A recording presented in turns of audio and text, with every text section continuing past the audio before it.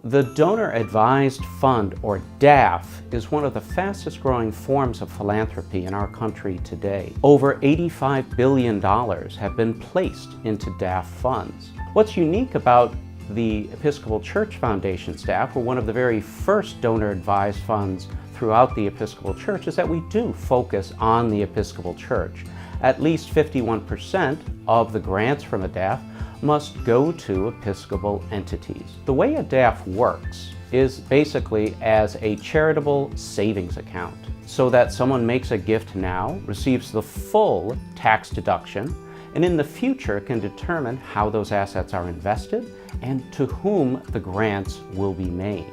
What's very advantageous about the Episcopal Church Foundation DAF is that we have a very low threshold to begin, so that practically anyone can open a DAF for themselves. Currently, that threshold is $2,500, but it still opens up all of the services of the Donor Advised Fund to those donors, so that after they have opened it up, they have the same capacity that a very large DAF, like they would have at a financial institution, would have access to, both in investment as well as online access. At 24 hours a day, they could make any sort of grant requests they would like.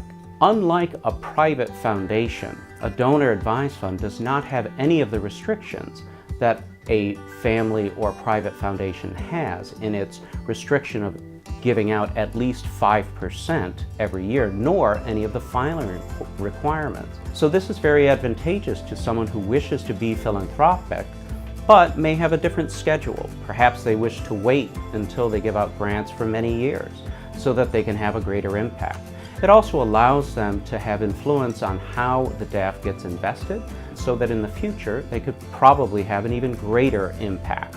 We work directly with a fantastic partner, the Presbyterian Foundation, who has been doing donor advised funds for over 20 years and manages several millions of dollars in donor advised funds.